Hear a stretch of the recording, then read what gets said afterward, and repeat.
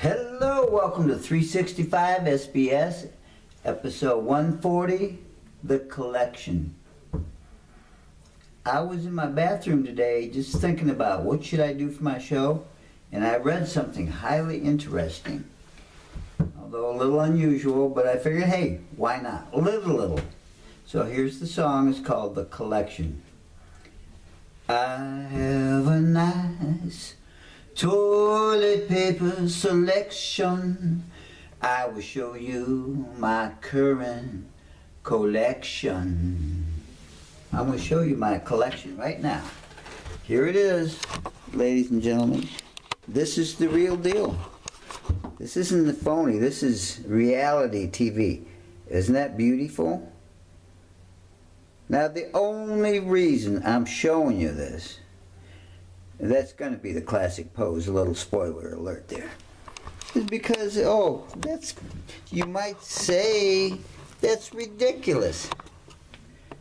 Why would anybody want to show you that?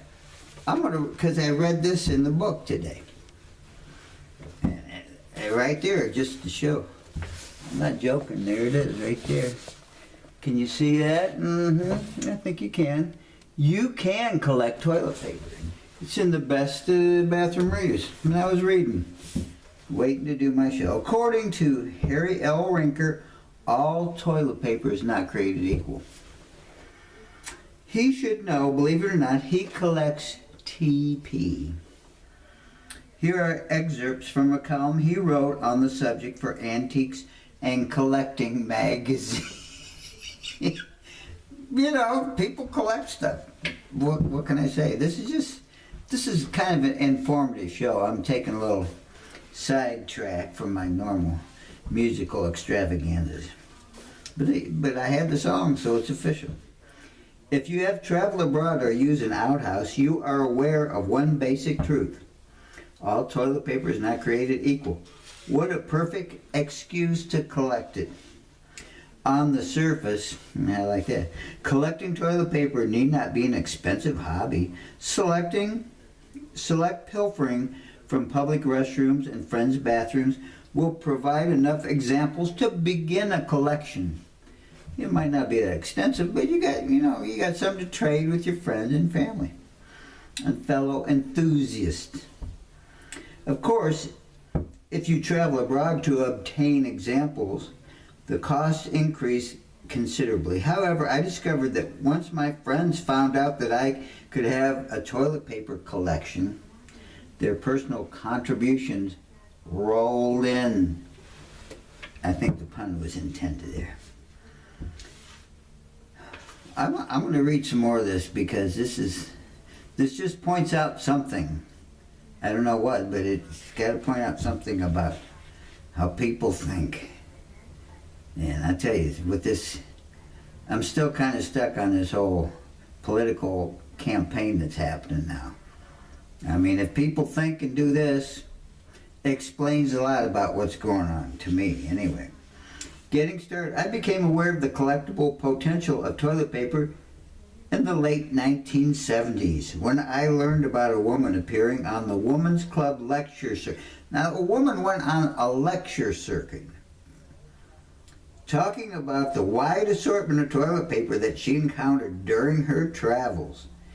She charged a fee for her presentation and did not seem to lack bookings. She was obviously cleaning up. After resisting the urge to follow suit for almost a decade, I gave up to the urge and began my own toilet paper collection. My initial efforts were modest. I wrote to several German friends and asked them to send some examples of German toilet paper.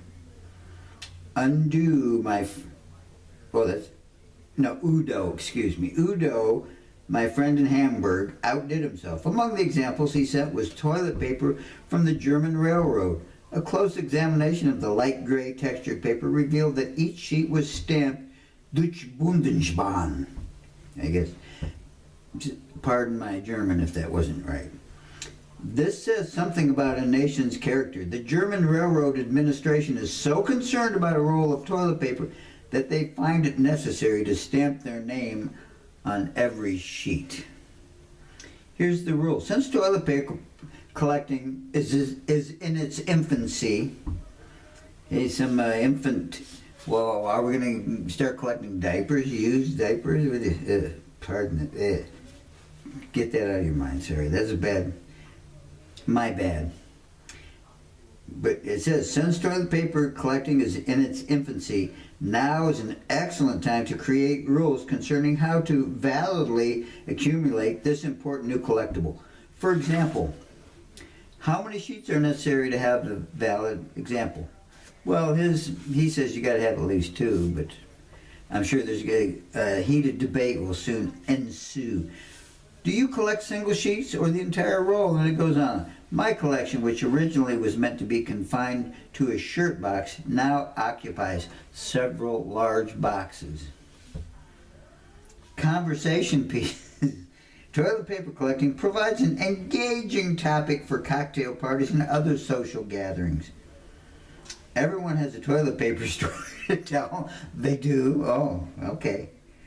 I remember back in the day. I remember the time. Hey, this could be a new episode for the Settlers. This is one of my new favorite commercial series. Anyway, I remember the time I had to use the facilities in the basement of the Moravian Archives in Herrnhut, East Germany. The nature of the call required well, this is getting exciting. The nature of the call required my immediately locating a toilet with no regard to the toilet paper status. Oh, he's got, you got to do what you got to do. Later examination revealed no toilet paper, but rather an old railroad time schedule booklet with some of the pages torn out. As I tore a sheet loose, the ink on the paper came off on my fingers. You can imagine the rest, if you want. I should have saved an example, but I wasn't thinking of toilet paper collecting at the time. See, that was his mistake. He lost focus. You can't do that if you're a serious collector.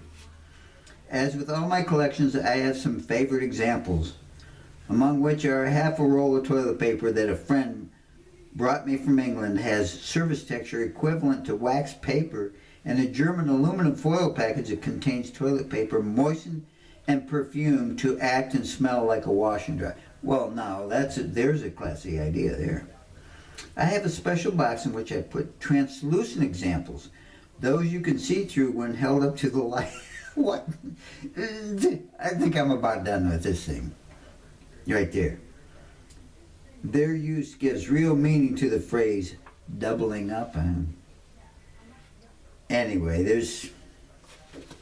I gotta put an end to this. Get end to the. All right, enough is enough. So that's it. That's the show. I don't know what to say. But anyway, as I said before in my spoiler alert, there's a classic pose. Yes, indeed, that's my collection. I know it's just not much to brag about, but it's a humble beginning, but who knows where I could go from here. Anyway, that's it. So there's a classic pose. Hashtag GBE. Ciao for now. Over and out. Dunsville, USA. See y'all later.